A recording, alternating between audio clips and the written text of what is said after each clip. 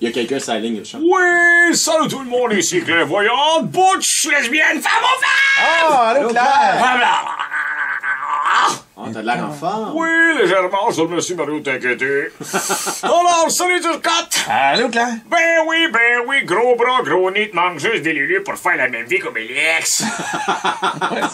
Bon, là, Turcotte, t'es mieux de filer doux. Avec Angelina Jolie qui s'est tuée, tonton, je t'ai fait pique!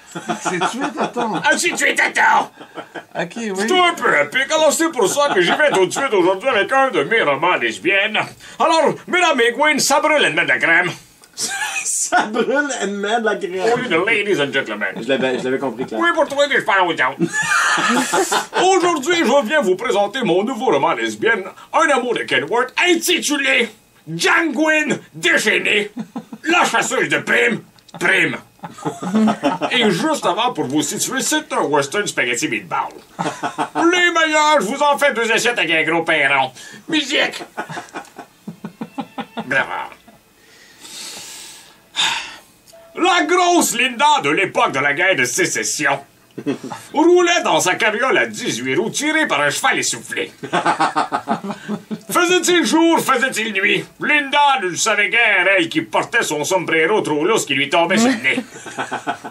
Il n'y voyait rien de spectaculaire à voir au Far West, affirma Linda en se cognant la tête sur un voleur de bétail pendu sur un arbre. Pendant qu'un troupeau de moutons se jetait en bas de la falaise à reculons dans un suicide collectif. Rien à voir! Mais non, il se passe rien. Tranquille. T'as pas besoin d'être des détectives. Pour le plugger. Ouais, tu l'avais pas fait encore. Linda était là pour délivrer Jangwyn, une esclave qui avait la réputation de donner des ordres en couchette. Jangwyn était noire, Linda avec carte blanche. Je ferai du gris avec elle cette nuit! Pensait-elle avant de se mettre ses pines avec des glaçons de son verre de whisky. C'est pas le temps de se mettre des piles. Elle avait ça là, dans sa carriole. Oui, ben oui. Ah, dis un roman. OK.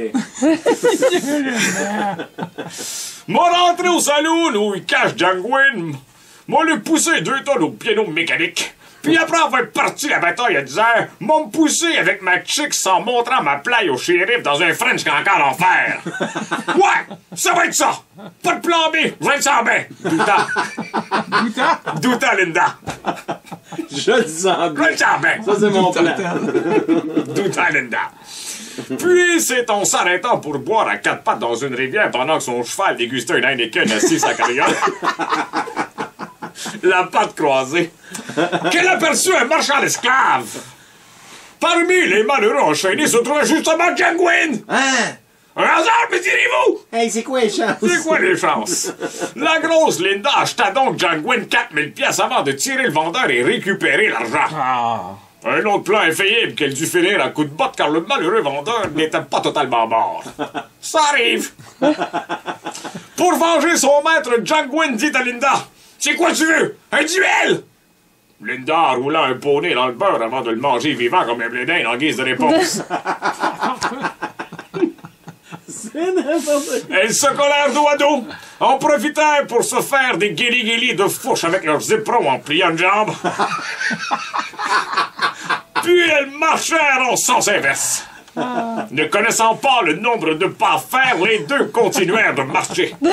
4 heures comme ça, jusqu'à ce que Jangwyn se fasse capturer par un autre marchand d'esclaves et que Linda se noie dans le golfe du Mexique. Oh, wow. Fin heureuse, il en est une. Hey, bravo, hein? Hey. Bravo.